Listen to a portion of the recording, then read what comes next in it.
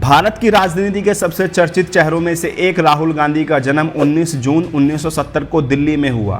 दादी इंदिरा गांधी और फिर पिता राजीव गांधी की हत्या के कारण उनकी पढ़ाई पर कैसा असर पड़ा, कैसे उन्होंने अपने आप को संभाला, वो कौन सा बदला हुआ नाम था जिसका सहारा लेकर उन्हें बाहर रहना पड़ा।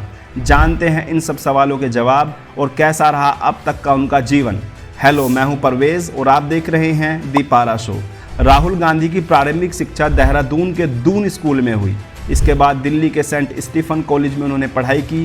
फिर राहुल ने अमेरिका और इंग्लैंड में जाकर हार्वर्ड और ट्रिनिटी जैसे संस्थानों से उच्च शिक्षा हासिल की, साथ ही एमफिल की डिग्री भी की।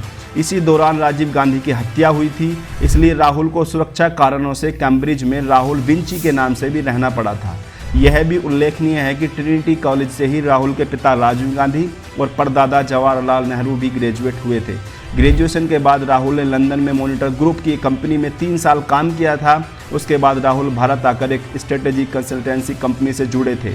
साल 2002 में वो मुंबई बेस्ड कंपनी बेकअप्स सर्विसेज प्राइवेट लिमिटेड कंपनी के डायरेक्टरों में शुमार थे। इसके बाद 2004 में राहुल ने सक्रिय राजनीति में अपनी पारी की शुरुआत की। अटल बिहारी वाजपेयी के नेतृत्व वाली एनडीए सरकार के खिलाफ 2004 में कांग्रेस ने चुनाव लड़ा और जीता। राहुल ने कांग्रेस की इस जीत से अपने सियासी सफर की शुरुआत की और खुद अमेठी से चुनाव जीतकर सांसद बने, जहां से उनके पिता राजीव गांधी चुनाव जीतते रहे थे।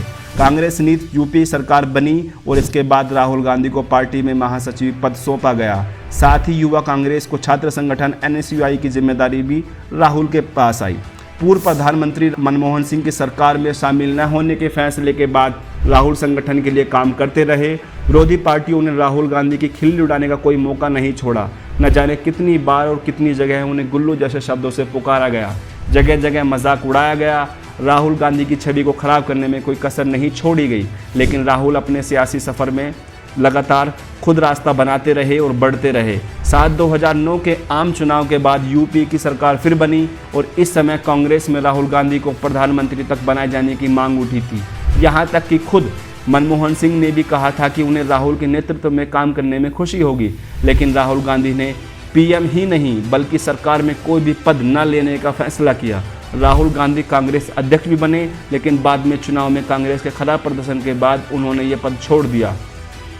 वे ऐसे नेता हैं जो हमेशा मुखर रहते हैं। पिछले दिनों भारत जोड़ो यात्रा के बाद से उनकी इमेज में बहुत सुधार हुआ है।